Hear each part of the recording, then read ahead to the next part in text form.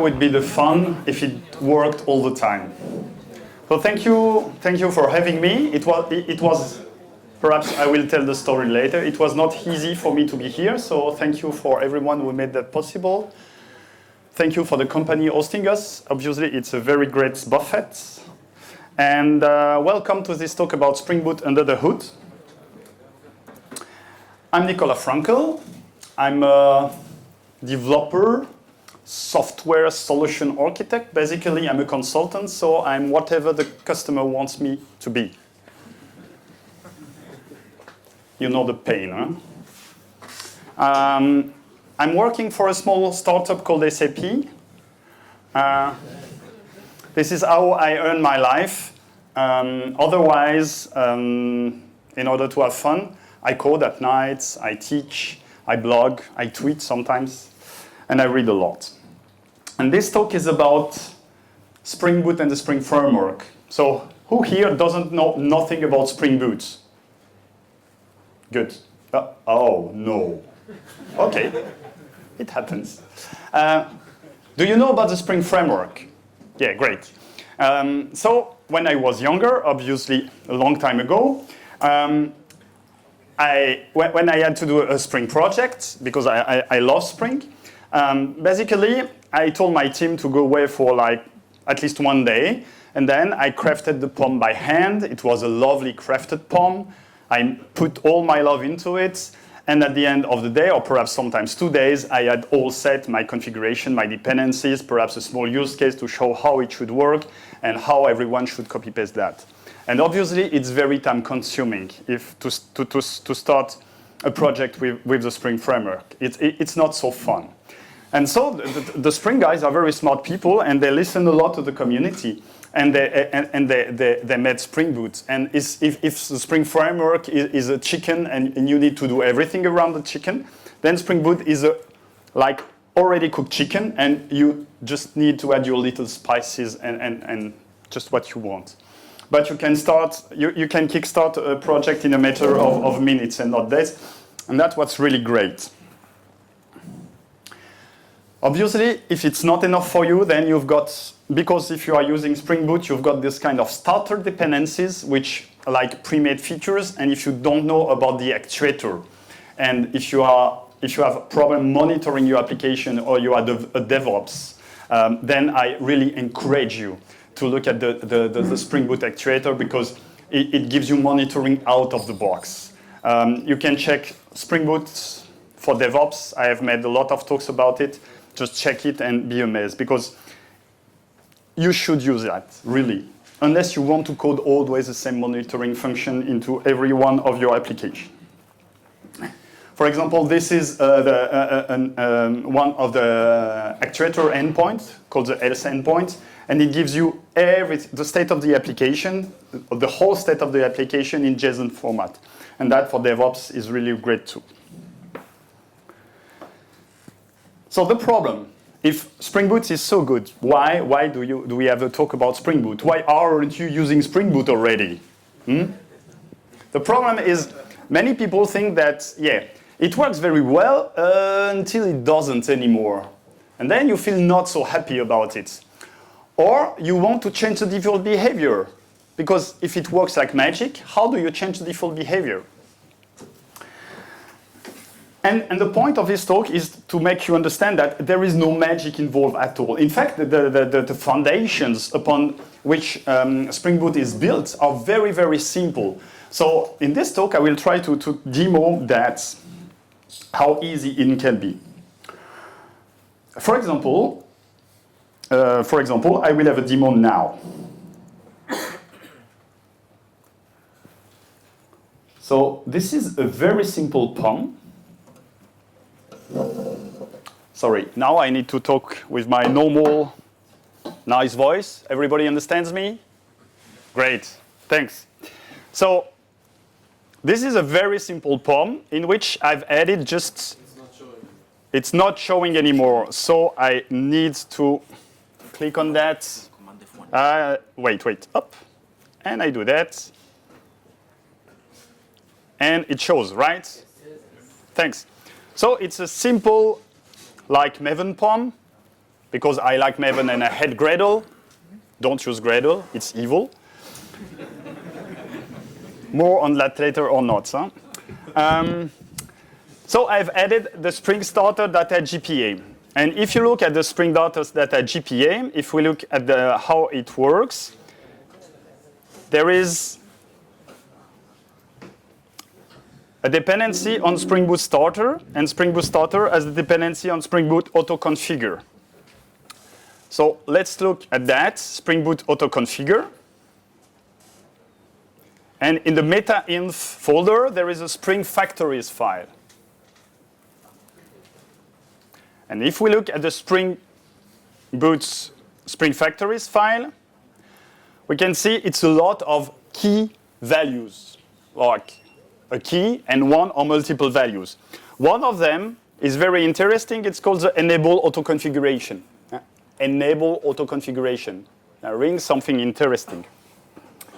And in one of the key, now I lost the cursor. Where is the cursor? It's really so bad.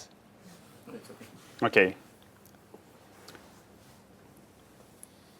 There is this GPA repositories auto-configuration. That's just an example I want to show you. So, SpringFactories in meta.inf and a lot of key values. Most important one, enable auto-configuration. And one of the value is GPA repository auto-configuration.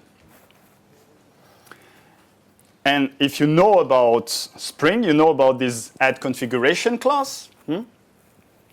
And you can see also this add import stuff. So basically, we are like binding to another configuration class. But there is nothing in here. There is no configuration itself. The only thing is that we've got a bunch of add conditional on something and a link to another configuration class. So what are those annotations?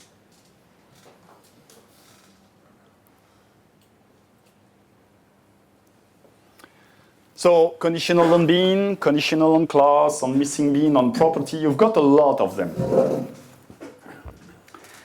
And anybody here remembers or knows or uses the @profile annotation? So you can you raise your hands, please? Like 10%? No, 10 people? Okay.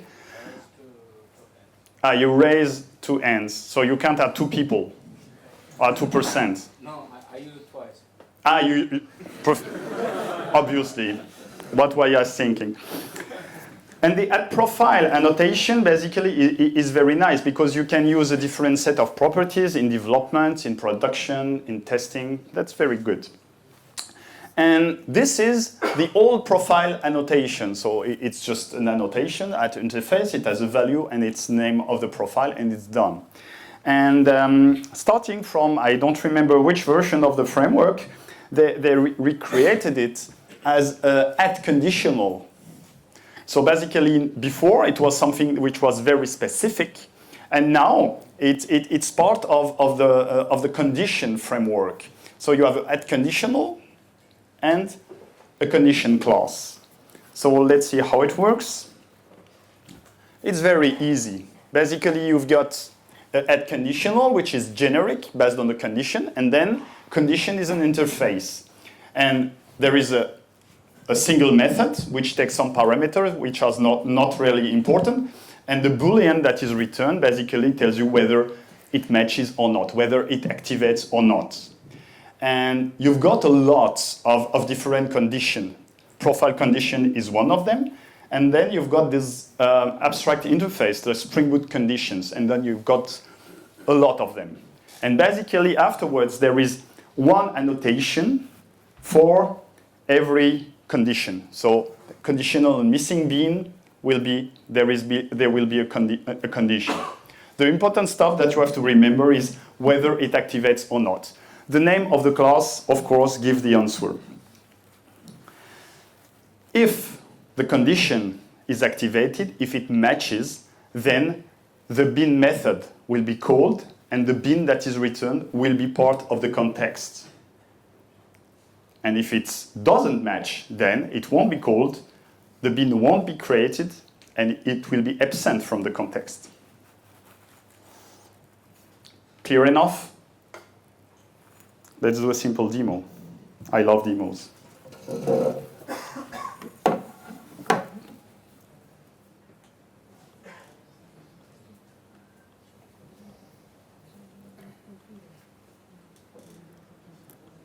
And now I have to remember that it is not Kotlin that I am coding in Java, because I really love Kotlin. Again, thank you very much.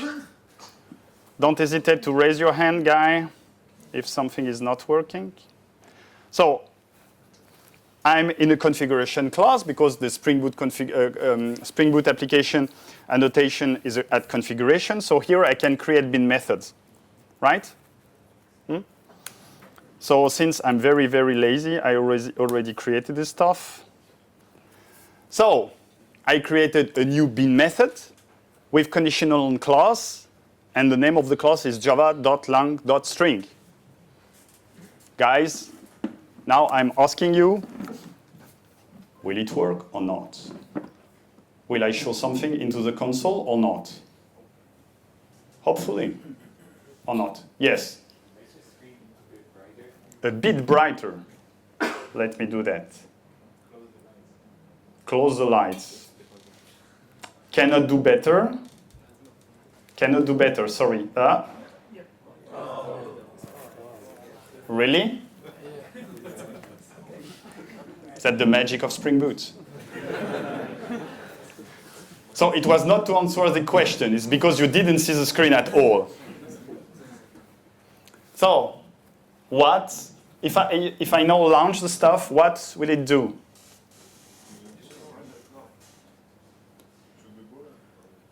So here there is a conditional on class with java.lang.string. So even if I'm running off Java 9, is java.lang.string part of the class path? Yes. Thanks. So if I run it, that should be activated, right?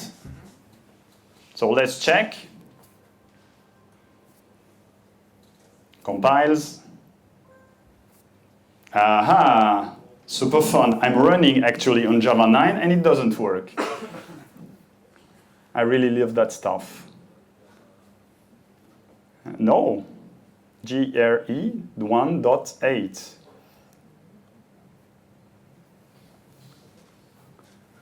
I really love the demo syndrome. It's so fun.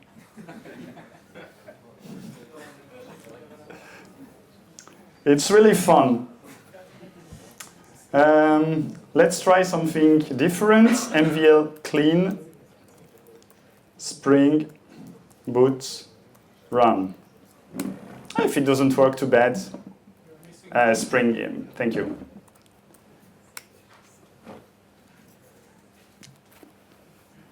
Today, it seems God is not with me. I don't even know. So, let's cut the crap, guys. It should work. Trust me. Trust me.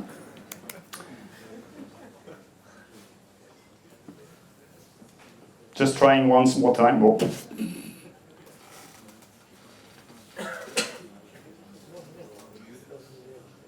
It's with the JDK 1.8 that it doesn't work. I really have no clue why. One last moment.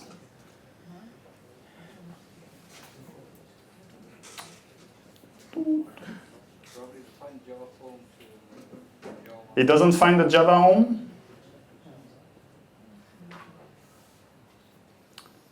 Okay, now I cleaned it, I compile it with Java 8, and I try to run it, and if it doesn't run, too bad. Okay, so this works. And now I have another one. And if you followed my application, my explanation, so is java.lang.string missing? So no, it's not missing, it's present. So in that case, it won't get activated and nothing will be part of the factory of the context. So this is just the basics of Spring Boot. And if you know that, you can understand everything afterwards. Now I hope the demo will follow, because otherwise I'm in deep trouble.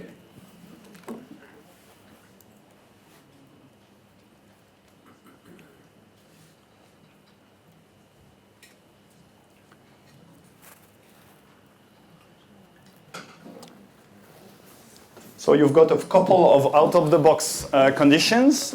So if a bin is in the SpringFactory, there is a missing bin, there is the opposite. On the class, missing class, you can have like a complex condition. You can use the Spring expression language to have a complex condition.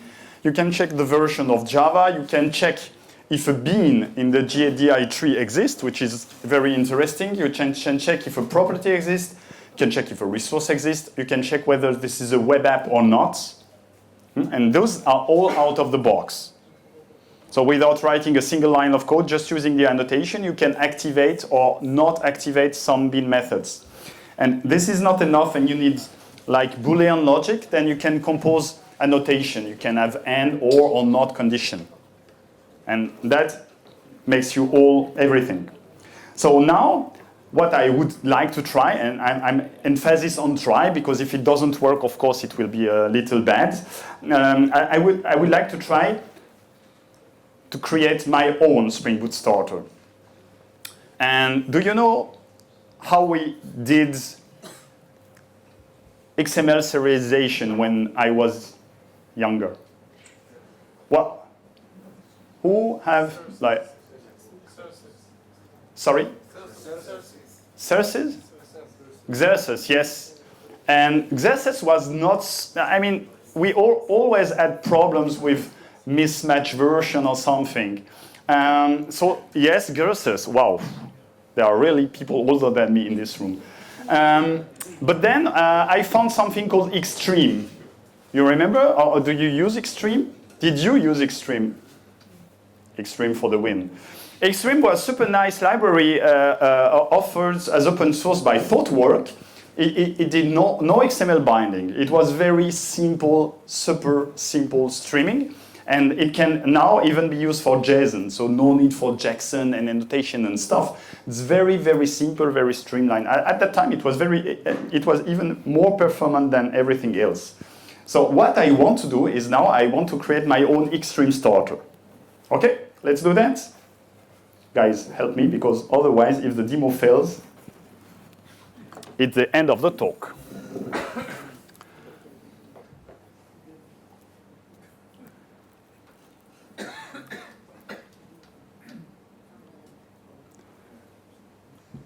So obviously, the first thing that I have to do here is to make it like a real Spring Boot starter. So I will depend from Spring Boot starter. Since I'm very lazy, and since also my demo doesn't work so much, the first step will be to add the Extreme dependency.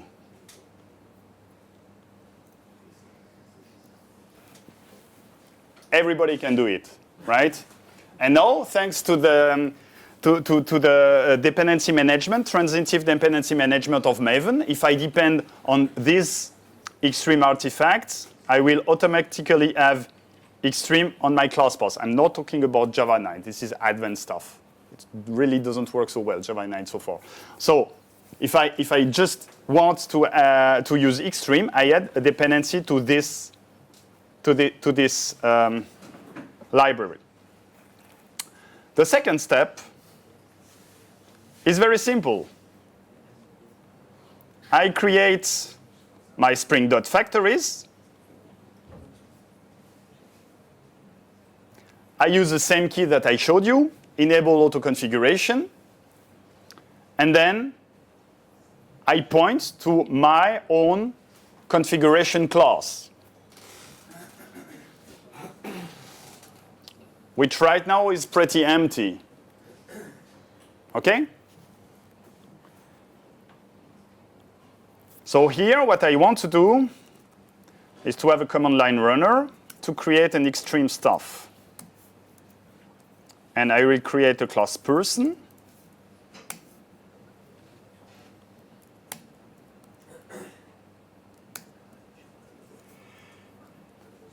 and I add the dependency.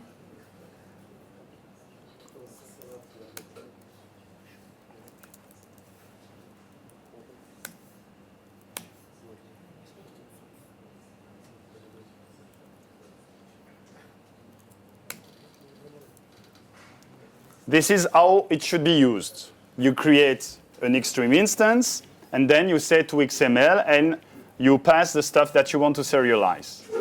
Oh, please let it work.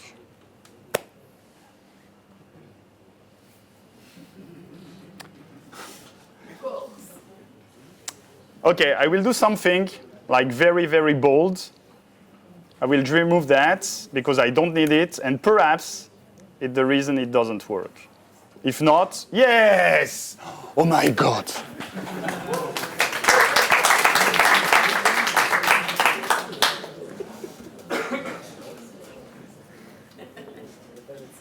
If you want to do any talk with live coding, remember to do exactly the same as you did at home. Not try to be smart. Don't compile your code. Don't add anything.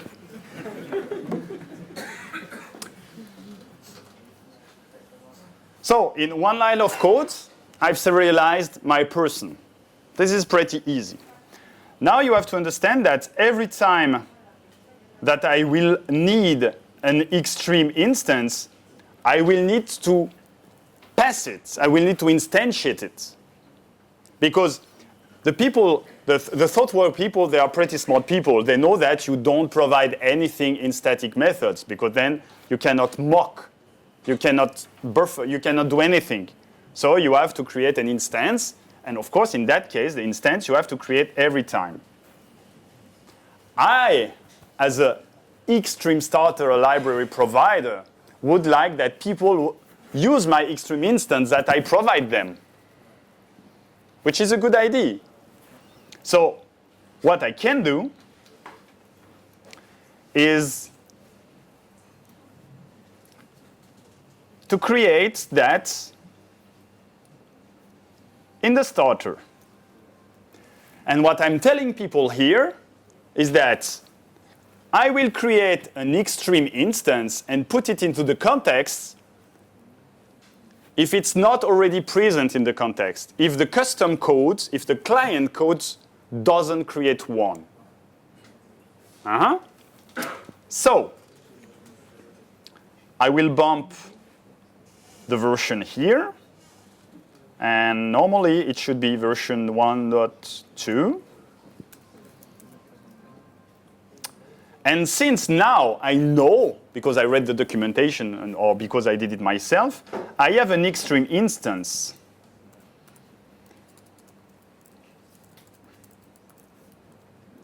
I can use the extreme instance that is part of the stuff.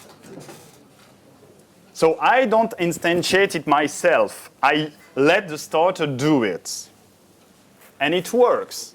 There is no null pointer. Is it clear for everyone? OK.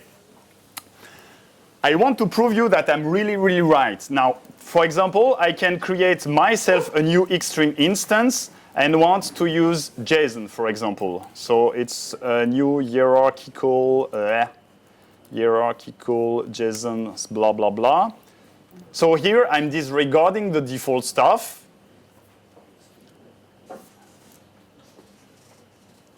So here I'm using my own. So if there is none, I'm using my own. OK? Now, what I can do also is I can, again, to show you that I'm using my own, I will create one that returns an extreme. I will call it extreme. And I return that stuff.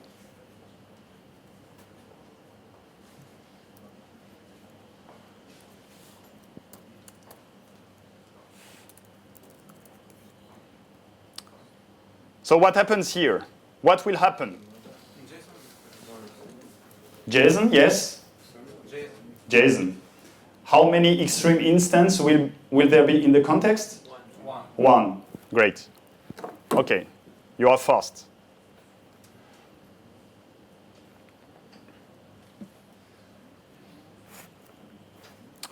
Okay, now let's get a little further. What I want to do when I'm past an extreme instance, I want to convert. I want to, let's say, I don't want to add like first name and last name. I want to have name, and I want to have inside the name tag the first name and the last name. Makes sense? I mean, it's my use case right now. Normally, there should be a new converter. So can convert, and then I say type equals person.class. Unmarshal, I don't care. And in marshalling, I say I want to have a person equals. So the source object. It was before generic, so you need to do a lot of crap for that. And then the writer, and start node name, and writer dot set value, let's say person dot get first name plus person dot get last name, and then end nodes. So here I want to customize how it's rendered. Makes sense also?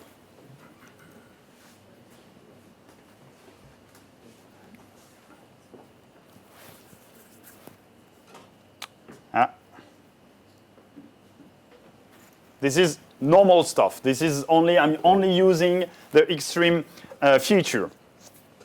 Now the problem with that is that I need to register it myself. And I feel that it would be very, very convenient if I only declare those beans into the context, and it was the auto-configuration that took care of that. It also makes sense. The less I'm doing, the better it is. So let's do that. What I will do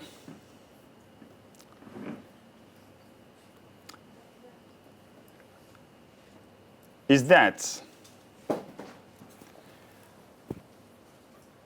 in the auto configuration, not in the custom code, in my starter, I will create a converter method that takes the extreme instance. It can be the one that is created here, or it can be the one that is created into the custom code. I don't care. I want the extreme instance that is used, and I will have a collection of converters. And then for every converters, I register the converter into the extreme. And I return the collection of converters. And that is, it works. But you are using the bin method. You are using a bin method, and you don't want to do anything in the factory. So though this works, it's not the right way to do it. What you want to do is that kind of stuff. It's a bit more complicated. So instead of doing that into a method, basically we are doing that into a PostConstruct method. And it makes sense. We want to do that after the initialization of everything.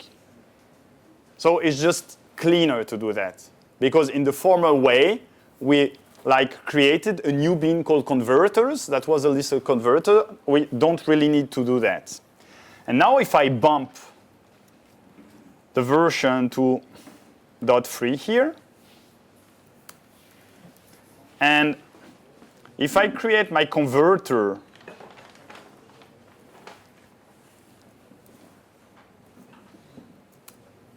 here and say it's a bin,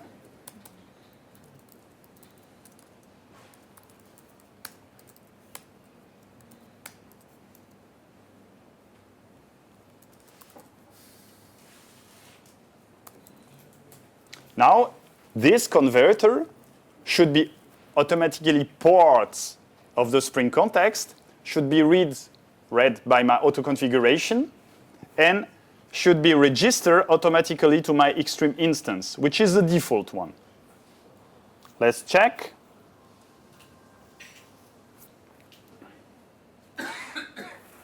This still works. So basically, you can do a lot in your Spring Boot starter. You can do a lot for your custom code. You don't need every time to create in your Spring Boot application some stuff. You can factorize everything, like if you are using microservices, everybody doing the same stuff every time. You can refactor that into the Spring Boot starter and just let the user code focus on their own custom logic. And I mean, registering a converter is not custom logic. The converter is a custom logic, but the registration itself is just technical details. So far, so good? Okay, the next point that I want to talk about is the driver. You can do the same for the driver. As I showed you before, you can, inside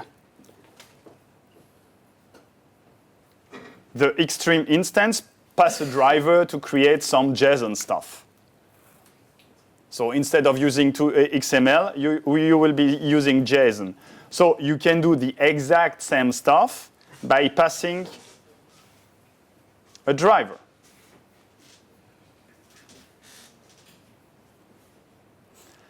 In that case, before it was easy because it was a collection. So a collection could be like an empty collection if there were no converters. Here, the only difference is that we will be using an optional to avoid this null stuff, because null is not very good. So we will be using optional, and then we say, if there is no driver, then we will instantiate the default one. Or if there is one, then we will use the one that is passed to us. So in that case, again, I'm bumping to the new version here. So nothing is passed. We run it. Should be XML or JSON? Too late. It's XML. Since there is no driver that is registered by the custom code, we are passing into the or else branch, and we instantiate the new XPP driver. Now, if we create a bin that returns a driver,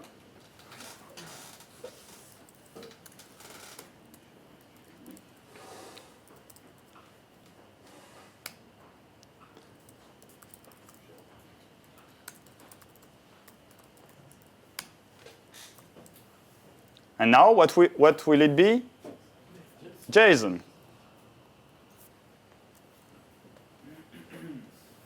And it works. The final point that I want to make is you can do the same with the JSON driver, but just activate it with a property. So in that case,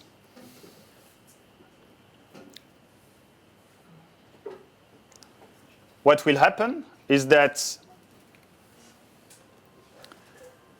on my driver myself, on my study starter, I will have created the driver myself,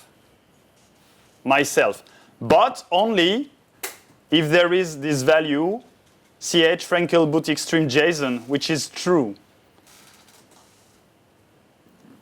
If this is true, it will create the JSON driver, and since here I will have a JSON driver, I will pass a JSON driver here.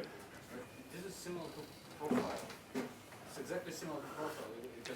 Profile is just an instance of this conditional stuff, as I showed you before. It's just one subset, but you can do a lot more. So now, if I go there,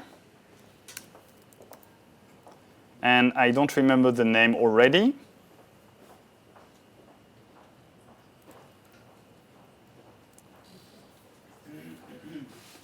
I will remove the driver myself, because now I just need a property to activate it. So if I run it again here, it should be XML. And if here I put the property equals true,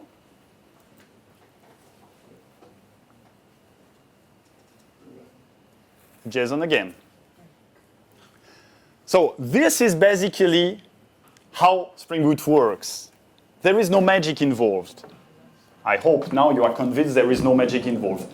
It's all about being part of the same context, that the auto configuration and the custom code are part of the same context, and the conditional stuff. And you can do a conditional on many different things.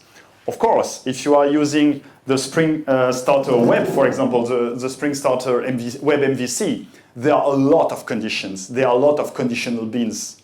And in the documentation, you really need to understand. But if you did like a Spring MVC application before Spring Boot, you remember that you had to register a lot of stuff into the context before it started to work. And now you don't do nothing, it works out of the box. Because the starter creates those beans for you. And it's very easy to override them. You just create the bean yourself. And because of the conditional, then the auto configuration won't create those beans because you created them first.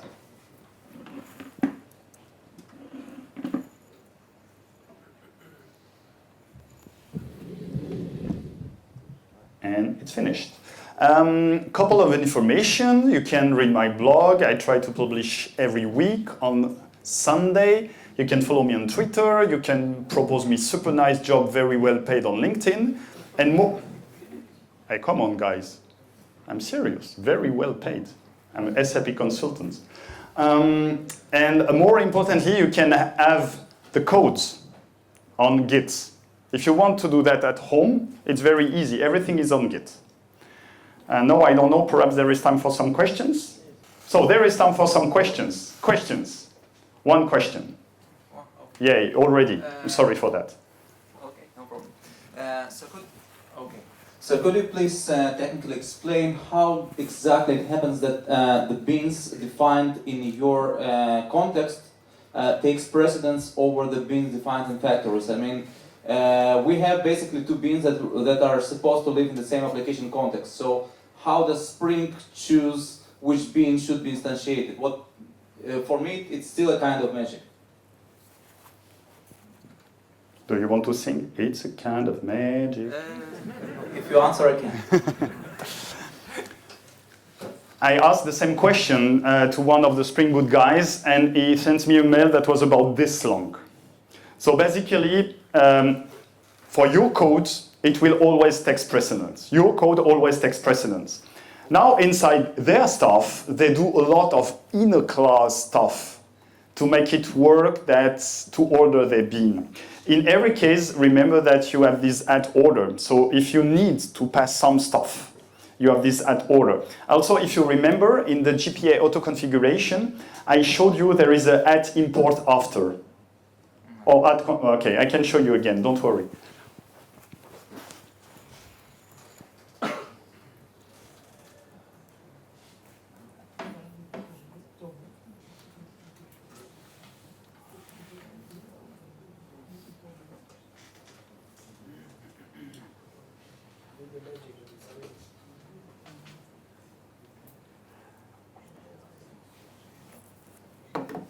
Two seconds, it comes. I just need to add the GPA stuff again.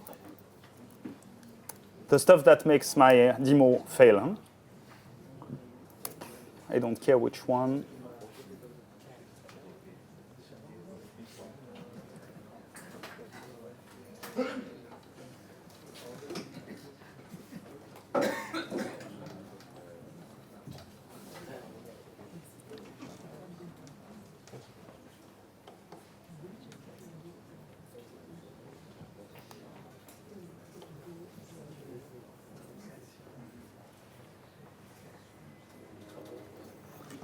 So here you see there is this auto-configure after. Okay.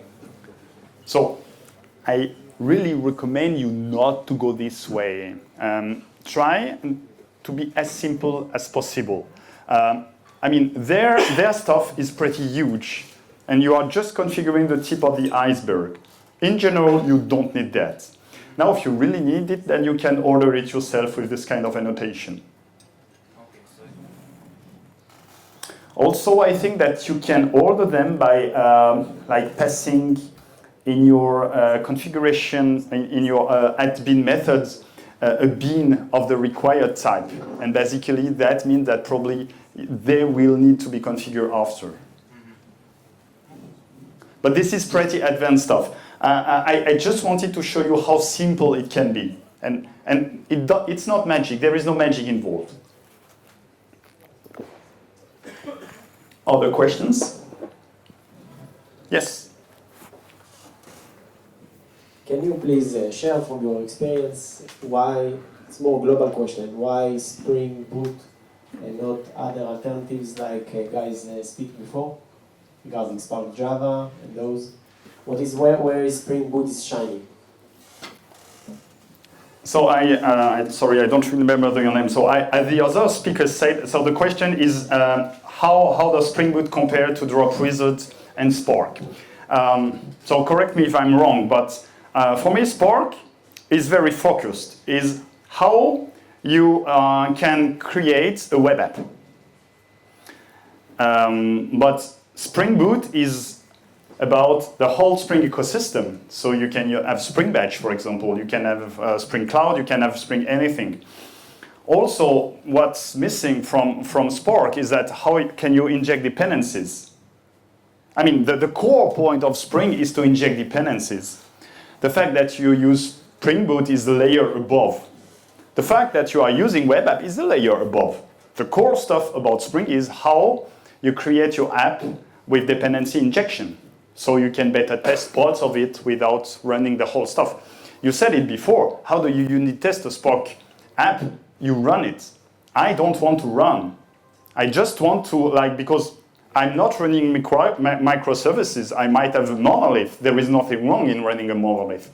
So still, I want to test some part of my application in isolation of the rest, because I don't want to use web service that I depend on. In that case, I want to inject them. So Spring Boot is all about using Spring. Spring is about dependency injection. That's the roots. And about Dropwizard, I've read a pretty lot of cool stuff about Dropwizard. I think that it was at the origin of Spring Boot, to be honest. For example, when I started using the Actuator, Spring Boot was still using the Dropwizard metrics, which were pretty cool. Now they implemented their own, but I mean they got inspired and they didn't hide it. I mean, we are standing on the shoulder of giants and so on. No? So I'm a Spring lover. I'm not very objective because the Spring gives me everything that I need, and Spring Boot's even more than that. So I try to implement directly some the Dropwizard metrics, because in a project we couldn't use Spring Boot, so we just relied on print Spring. So I use the Actuator metrics directly from Dropwizard. But I mean, you have to code a lot. And though I'm a developer, I'm also super lazy.